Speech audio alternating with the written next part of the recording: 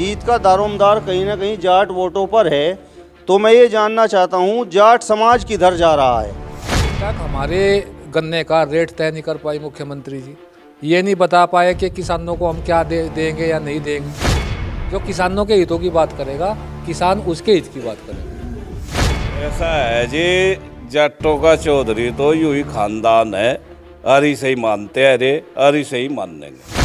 राजकुमारी सैनी तो जाट का नहीं मिलता, हाँ जाट नहीं न्यू बैकता। गुजरात में ढेर बढ़िया मॉडल है, बट 150 आदमियों की जान ले ली थारे मॉडल में। थारे भ्रष्टाचार की भेंट चढ़ गए लोग। कटोली पर तो पलट गई, पलटेगा नहीं पलट गई। अगर वहाँ चौधरी साहब वोट मांगने आएंगे और फिर भी वोट ना मिले और कैंडिडेट हारे, अद बेइज्जती चौधरी साहब की नहीं जाटों की है।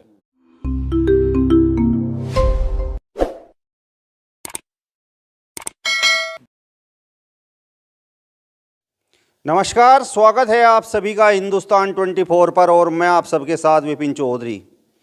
खतौली विधानसभा उपचुनाव में इस समय कांटे का मुकाबला चल रहा है।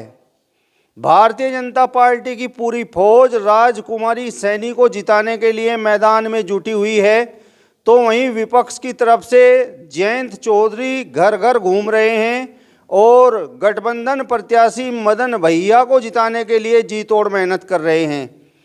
इस उपचुनाव में जीतेगा कौन, ये तो समय ही बताएगा। यदि राष्ट्रीय लोकदल की हम बात करें तो राष्ट्रीय लोकदल का इस विधानसभा पर बड़ा प्रभाव रहा है, लेकिन पिछले 2 विधानसभा चुनाव में यहाँ भाजपा जीत हासिल करती रही है और ये जो उपचुनाव हो रहा है इसमें सबसे बड़ी भूमिका जाट वोटों की रहेगी। जाट वोट किस तरफ जाएगा, यही जीत हार का निर्णय करेगा। तस्वीरों में आप देख सकते हैं, आज हम जाट समाज के बीच में पहुंचे हैं।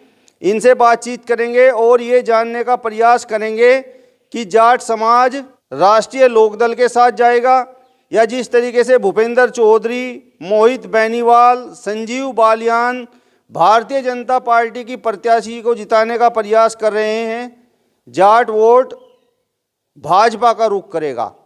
सबसे पहले तो मैं आपका नाम जानना चाहूँगा। क्या नाम है सर आपका? मेरा नाम नवाब सिंह मंडाण है जी।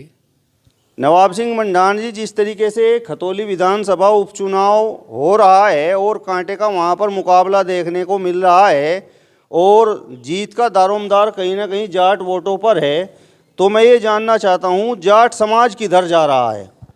देखिए, जाट समाज आपको पता ही है, मूलतः कृषि से जुड़ा हुआ समाज है और इसका ज़्यादातर संबंध अपनी खेती से है और ये वोटिंग करने से पहले ये देखता है कि हमारे हित में क्या है, कौन सी पार्टी हमारे हित के लिए कार्य करती है और भविष्य में कौन सी पार्टी हमारे हित के लिए कार्य करने वाली है। तो ये सारी चीज़ें जो है ना, ये कृषक समाज जो है ना, जाट समाज, ये इन चीज़ों को ध्यान में रखता है और उसके बाद निर्णय लेता है वोटिंग का कि हमें किसको वोट करना है। और आपको पता ही है कि जिस तरीके से भाजपा को एक प्रचंड बहुमत दिया गया और उनकी सरकार बनाई गई केंद्र में भी और राज्य सरकार में भी, और इस आशा के साथ बनाई गई कि कृषक समाज का कुछ ना कुछ फ़ायदा होगा, कृषक समाज की उन्नति होगी। लेकिन मैं आपको पत्रकार महोदय बता देना चाहता हूं कि ये सरकार कितनी असंवेदनशीलता दिखा रही है किसानों के प्रति। अभी आप देखो, गन्ने का ये हमारा खेती है और मिल में गन्ना जाना शुरू हो गया है। अभी तक हमारे गन्ने का रेट तय नहीं कर पाई मुख्यमंत्री जी। ये नहीं बता पाए कि किसानों को हम क्या देंगे या नहीं देंगे। अब एक निराशा की ऐसे स्थिति में किसान जी रहा है। अब दूसरी बहुत सी मूलभूत सुविधाएं किसानों को मिलनी चाहिए, बहुत से ऐसे विकास किसानों के लिए होने चाहिए, लेकिन जब ये चीज़ निरस्ता किसानों के मन में घर कर जाती है तो किसान फिर सोचता है कि कोई और विकल्प की तलाश करें हम। तो अब आपने देखा होगा कि एक लंबे समय तक दिल्ली में भी लड़ाई चली, वो भी किसानों से जुड़ी हुई थी। एमएसपी की मांग थी, 3 काले कृषि कानून थे। चलो, काले कानून तो वापस ले लिए, लेकिन जो दूसरे हमारे मुद्दे थे उनके ऊपर कोई सोच विचार नहीं किया गया। तो अब हम सोचते हैं कि अब हमें मन बना लिया है जाट समाज ने कि अब की बार जो है ना, हम गठबंधन के प्रत्याशियों को ही वोट करने का काम करेंगे और उन्हीं का ही हम समर्थन करेंगे। लेकिन नवाब सिंह जी, जिस तरीके की समस्याएं आपने किसानों की बताई हैं, ये जो उपचुनाव हो रहा है इसमें जीत हार से न तो कोई सरकार बन रही है न कोई सरकार गिर रही है, तो ये जो समस्याएं आपने बताई हैं ये तो फिर भी झुकी तो रहेंगी। देखिए, ये आपने जैसे कहा कि इस इलेक्शन से कोई प्रभाव पड़ने वाला नहीं है राजनीति के ऊपर, लेकिन मैं एक बात बता देना चाहता हूँ कि इस इलेक्शन से प्रभाव पड़ेगा। अगर ये वोट यहाँ पे जो है ना गठबंधन का प्रत्याशी जीतेगा तो सरकार कहीं ये सोचने के लिए मजबूर हो जाएगी कि हम किसानों की जो गुस्सा है, जो किसानों की नाराज़गी है, उसके चलते हम आगे भविष्य में कामयाब नहीं होंगे। तो ये संदेश तो हम दे ही सकते हैं। हम किसान जो है ना, हम सरकार को सचेत कर सकते हैं कि आप संभल जाइए, आप भी मौका है, आप किसानों के बारे में सोचिए, किसानों की समस्याओं का समाधान कीजिए। तो ये थोड़ा करना पड़ेगा, किसानों को थोड़ा बताना पड़ेगा वोट के जरिए से कि उनको सोचना पड़ेगा किसानों के बारे में। ऐसा थोड़ा ही चलेगा कि मान लीजिए किसान को अवेयर करके उनको जो है ना एक साइड लाइन लगा के जो है ना, ये तो देश में चलने वाला नहीं है। जो किसानों के हितों की बात करेगा, किसान उसके हित की बात करेगा। जाट समाज क्या केवल जयंत चौधरी को ही अपना नेता मानता है? भारतीय जनता पार्टी तो जाट समाज को सम्मान देने में कोई कोर कसर बाकी नहीं छोड़ रही है। भूपेंद्र चौधरी को प्रदेश अध्यक्ष बनाया हुआ है, मोहित बेनीवाल के पास जिम्मेदारी है और अभी उपराष्ट्रपति भी जाट समाज का बनाया है। तो जाट समाज क्या जयंत चौधरी को ही अपना नेता मानता है? देखिए, अगर जाट समाज की बात जहाँ तक आप करेंगे तो इसमें कोई सवाल जवाब करने की तो इसमें कोई गुंजाइश नहीं है कि जाट समाज पहले से ही, आज से नहीं, चौधरी मान्य हमारे स्वर्गीय भूतपूर्व प्रधानमंत्री चौधरी चरण सिंह को जो है ना जाटों ने अपना लीडर माना। अब ये लीडर मानते आ रहे हैं उनको, और क्यों मानते आ रहे हैं? क्योंकि उन्होंने किसानों के लिए काम किया है समय समय पर, और उन्होंने दिखाया है कि हम किसानों के लिए क्या कर सकते हैं। तो इस तरीके से पार्टियों में नो तो जाट समाज जो है सभी पार्टियों में है, लेकिन किसान जो है ना, जो मूलतः जो किसान है ना, जो जाट है, वो हमेशा जो है ना इस परिवार की तरफ ध्यान रखता है, क्योंकि इस परिवार ने भी किसान का ध्यान रखा है और किसानों के मुद्दों को तरजीह दी है। तो एक विश्वास की बात है, एक ट्रस्ट की बात है। तो इसमें तो निर्विवाद कोई बात नहीं है कि हम माननीय जयंत चौधरी जी को अपना नेता मानते हैं। आपका क्या नाम है जी चौधरी साहब? ऋषिपाल जी। आप क्या मानते हैं, क्या जयंत चौधरी ही जाट समाज के नेता हैं? भूपेंद्र चौधरी, संजीव बालियान, मोहित बेनीवाल? ऐसा है जी, जाटों का चौधरी तो यूं ही खानदान है, अरी से ही मानते हैं रे, अरी से ही मान लेंगे मरते दम तक। और क्या लारे नहीं लगते ये। और तो ऐसा है, कभी इधर कभी उधर। जाटों की जो थोड़ी बहुत ही सुन सके, ये ही सुन सके। ये 3 पीढ़ी होगी, हमें भी देख तो अति ये नहीं मानेंगे।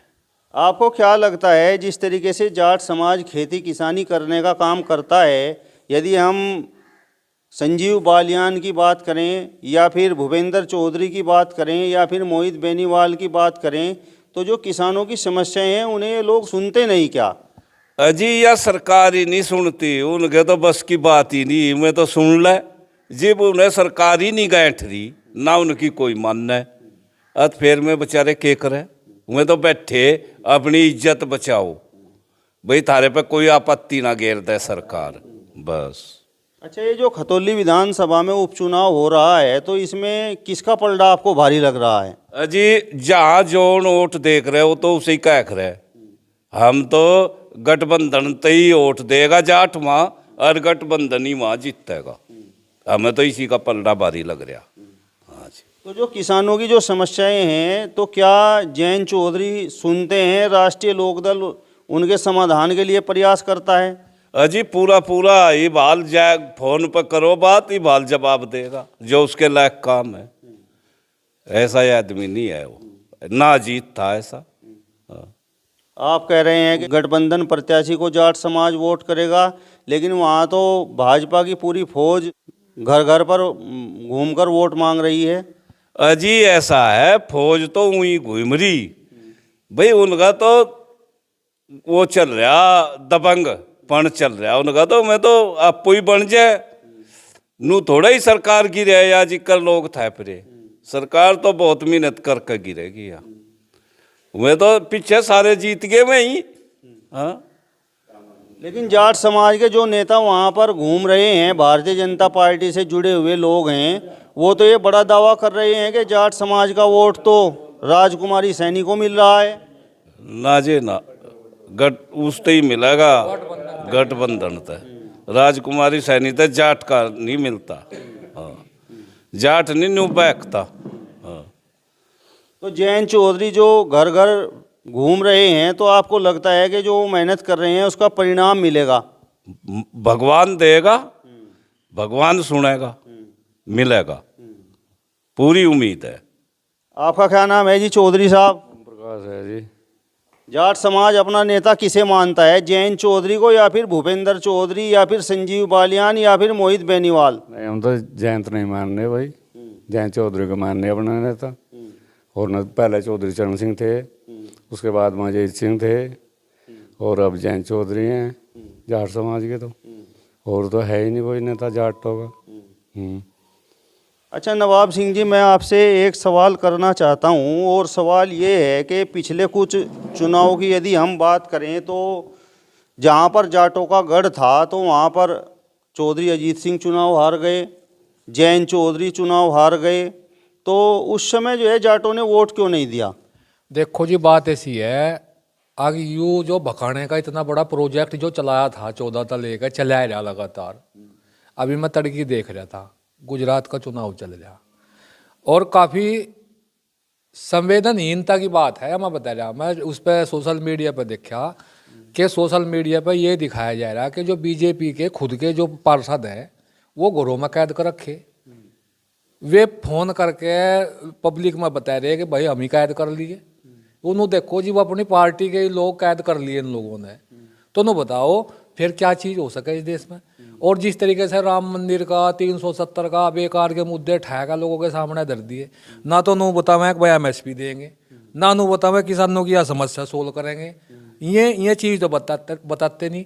जौन सी चीज़ इस हमारे मतलब की नहीं है, किसानों से जुड़ी हुई नहीं है, उन मुद्दों ने ठहक है और भावनात्मक मुद्दे ले आए हैं। और भावना में लोग जो है, आपको पता ही है, धर्म के आधार पर भावना में लोग अपने अच्छे बुरे की तो कुछ सोचते नहीं, उसी टाइम पर वोट कर रहे हैं। फिर बाद में उन्हें होश आवे अगर भाई बहुत गलत हो गया, इतना होश आवे, इतना समय निकल जा। इवन देखो कितनी समस्याएं हैं किसानों से जुड़ी हुई, और जिसमें एक पैंडमिक समस्या थी, ये पीछे गई जो सी कह रहा है। अभी पीछे ये हमारे जो मवेशी हैं, इनमें बीमारी आई लंपी वाली। किसानों का कितने रुपए का नुकसान हो गया, कहीं सर्वे करवाया, किसानों को कोई मुआवजा दिया, कहीं कोई बात कही। तो इन मुद्दों पर क्यों खामोश हो जाए भाजपा पार्टी? मनु नहीं पता लगता। और फिर ये ठहरा 370, अब 370 वहाँ हट गया। 370 के हटने तक किसानों ने रेट मिल गया। 370 के हटने तक जो है किसानों की जो दूसरी समस्याएं हैं, खाद की है, बीज की है, जो उनके रोज के जुड़े हुए मुद्दे हैं, गन्ने के पेमेंट की बात है, उस तक ये समाधान हुआ 370 तक। अब फिर राम मंदिर की बात कर दें, जोर जोर से चिल्लावा राम मंदिर। अरे राम मंदिर तो भाई कोर्ट ने बनवाया, कोर्ट के आदेश था बनया, थारा उसमें के रोल है भाई। और राम मंदिर बन गया, चलो अच्छी बात है, और बन गया तो नु देखो किसानों के बारे में जुड़ी ही बात करो ना। हम तो अपने मुद्दों से जुड़ी ही बात कोई करेगा तो हमें अच्छा लगेगा, नहीं हमें नहीं अच्छा लगता ये चीज़ें। नवाब सिंह जी, भाजपा के लोग तो वहाँ उपचुनाव में कह रहे हैं कि मदन भैया तो बाहरी हैं, और ऊपर से कह रहे हैं कि मदन भैया तो बाहुबली भी हैं। अच्छा एक बात बताओ, ये बाहरी की बात है, ये भाजपा के यहाँ तो कह रहे हैं कि वो मदन भैया बाहरी है। चल वो बाहरी कहाँ का है? वो ज़्यादा गाजियाबाद का हो सके हैं, वो दूसरे स्टेट का तो नहीं है। उन्होंने बताओ, प्रधानमंत्री जी ने वाराणसी में चुनाव लड़ लिया, वो तो 2-3 स्टेट छोड़ का है, वो गुजरात का है रहा। तो जी ये वहाँ जाएगा चुनाव लड़े, ये तो बाहरी होते नहीं। और जो वहाँ का कोई लोकल का आदमी 1-2 सीट बगल में जाएगा चुनाव लड़ ला, तो वो बाहरी है। हिंदुस्तानी नहीं है कि वो इस देश का नागरिक नहीं है कि वो उसने आवाज़ उठाने का कोई हक नहीं है कि इस देश में। तो क्यों है बाहरी? हम तो मानते नहीं बाहरी उसे, हमारे बीच का आदमी है वो। आपको लगता है कि वहाँ पर जाट और गुर्जर का जो गठजोड़ है वो जीत हासिल करेगा? 100% जीत हासिल करेगा, कतई करेगा जी। 100 के 100% आपको मैं विश्वास दिलाना चाहता हूँ कि जो इन्होंने बरगलाने का, जो इन्हें भगाने का, जो इन्होंने ये काम कराया था, ये धीरे धीरे सबको इनकी राजनीति समझ में आएगी। इस देश में ये करके रहे, ये करना के चले। इवन देखो रेडिकलाइजेशन का मुद्दा छेड़ दिया, नो कह जी इस देश में रेडिकलाइजेशन हो गया, इसमें जो है ना कट्टरपंथीता बढ़ गई। इवन बता जी सरेआम इनके ही आदमी धर्म संसद जुटाया के किसी ने मारने की, किसी ने काटने की, हम तरसूल बंटेंगे, हम तोप बंटेंगे, हम तलवार बंटेंगे। नफरत का एक बिजनेस खोल दिया, नफरत का एक व्यापार स्थापित कर दिया। नो बताओ देश कहाँ जा रहा है? नफरत का विकास हुआ आगे कहीं किसी देश का आज तक।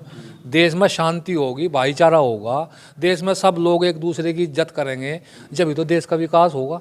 अब नो बताओ जी, गलत दिशा, गलत विचार, गलत चीज़ की तरफ जो है एक कराया जा रहा, तो आप सोच सकोगे देश की क्या हालत हो सके आने वाले टाइम में। बसपा तो वहाँ पर उपचुनाव लड़ नहीं रही है, तो बसपा का ये जो वोट है ये किधर जाने की संभावना है? देखो जी, बसपा वाले जो लोग हैं, बसपा एक दलित कुचले समाज का प्रतिनिधित्व करने का दावा कर रहे हैं।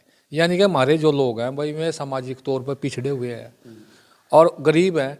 ये भी एक गरीब आदमी मान लीजिए सारे मुद्दों ने वो भी तो सारे मुद्दे नोटिस करेगा, वो देखेगा गरीब आदमी जो है भाई हमारा हित कहाँ हो रहा कि नहीं हो रहा। अब ये नो कहें भाई हमने नू कर दिया, गरीबों के नाम की कौन सी स्कीम लागू करी भाई, एजुकेशन का क्या हिसाब है उनका भाई, उन्हें रोजगार का क्या अवसर है उनके पास भाई। तो ये सारी चीज़ें वो गरीब आदमी तो नोटिस करेगा। अब उसने देख लिया, उसे भी देख लिया, कहाँ भाई ये गोड़ मोड़ का मामला है, ये क्रॉस वोटिंग वाला चक्कर करवा मैं, ये मैं भी समझ गए ये उन पर क्या ऑप्शन है, गठबंधन पे जाएंगे और कहाँ जाएंगे मैंने बताओ। बीजेपी को वोट देगा क्या फ़ायदा हो ना। आजम खान कह रहे हैं, चूंकि रामपुर सीट पर भी उपचुनाव चल रहा है, वो तो ये कह रहे हैं कि प्रशासन बड़ी सख्ताई कर रहा है, ज्यादती कर रहा है और चुनाव कराने की क्या ज़रूरत है, भाजपा प्रत्याशी जो है उसे ही जीत का सर्टिफिकेट आप दे दीजिए। अजी नू देख लो आप, और तो क्या कहूँ मैं। सुप्रीम कोर्ट ने कई बार नो कहा CBI के संदर्भ में कि तो पपेट है भाई, तो ताई तो इसे तो जुक्कर में केंद्र की सरकार इसे कर दे, फिट उक कर ही चलाई। तो इबनू देखो कितने आदमियों के नाम, 16 आदमियों के नाम महाराष्ट्र में जो है ईडी के संबंध थे। उनके ईडी के संबंध में नू नहीं बताया कि भाई हमने क्या कार्रवाई करी है, भ्रष्टाचारी थे। हमारी ईडी ने इनके खिलाफ क्या एक्शन लिया। मोरबी का मामला हुआ, मोरबी का 136 लोग वहाँ शहीद हुए गए मोरबी के पुल पे। चिल्ला कर वो FSL की रिपोर्ट भी आई उनकी, उन्होंने कहा कि भाई वो जो था वो मोरबी इसका कंपनी का, और कंपनी का मालिक है भाई, वो फ्रॉड है, उसने भी सब फ्रॉडबाजी करी। और इसमें जो है ये नगर पालिका क्या है वो मोरबी की, वो अभी शामिल है। नू देखो क्या हो रहा उस देश में, कोर्ट फटकार लगा रहा, कोर्ट नू कह रहा तुम सही जांच करो, तुम सही काम करो, और उसके नाम पर सारी बात दबा दी जा। तो भ्रष्टाचार का मानो बता मॉडल बता मैं गुजरात में ढेर बढ़िया मॉडल है, बट 150 आदमियों की जान ले ली थारे मॉडल ने, थारे भ्रष्टाचार की भेंट चढ़ गए लोग, और आप उस पर जबान भी नहीं खोल रहे। लोगों तो सबक पढ़ा रहे आप इस देश में भ्रष्टाचार के ऊपर। गुजरात में बहुत से, उसमें पश्चिम बंगाल में थे बहुत से आदमी इनकी पार्टी में रड़े, उन पर कठोर भ्रष्टाचार के आरोप थे। बताया देश को हमने कौन से भ्रष्टाचारी फांसी पे चढ़ाया, कौन से 10,000 दी, कौन सा जेल में गिरा। तो सेलेक्टिव राजनीति कर रहे, तो सेलेक्टिव राजनीति भैया दो मुँह सांप नहीं बन का काम चलता। तो पब्लिक कोई इतनी बेवकूफ़ है, वो तो सब समझ जागरूक है जनता, इन चीज़ों में थोड़ा ही अब है। तो चौधरी साहब, खतौली पर अब की बार जाट मतदाता सरकार पलट देगा या नहीं? पलटेगा जी, पलटेगा, सरकार बिल्कुल पलटेगा। खतौली पर तो पलट गई, पलटेगा नहीं, पलट गई। हाँ, एक नाके में को निकल रहा जाट, एक नाके में जाट, बिल्कुल। चौधरी के आदेश की बात है, कोई बिगड़या होया भी नूनी कत्था आखना, सब एक नाके में। को यही अपील है जो वो सको सभी है भाई, वो भी सोच के समझ कर थोड़ी देर रुक के अपने हित की बात, अपने चीज़ की बात, सारी चीज़ पर विचार करके जब मतदान करें। हम तो कह रहे सब तो हाथ जोड़ कर कह रहे भाई देख कर अपना निर्णय लो, ठीक। मतलब जयंत चौधरी के मान सम्मान की बात है। हाँ जी, जयंत चौधरी के नहीं, जट्टों के मान सम्मान की बात है। अगर वहाँ चौधरी साहब वोट मांगने आएंगे और फिर भी वोट ना मिले और कैंडिडेट हारे, अद बेइज्जती चौधरी साहब की नहीं, जट्टों की है। चलिए, तो जाट समाज के लोगों की राय को आपने सुना, जिन्होंने कहा है कि जयंत चौधरी के मान सम्मान के लिए जाट समाज एकजुट होकर गठबंधन प्रत्याशी मदन भैया को वोट करेगा। फिलहाल इस वीडियो में बस इतना ही। अगली वीडियो में फिर आपसे मुलाकात होगी, तब तक बने रहिए हिंदुस्तान 24 के साथ। नमस्कार।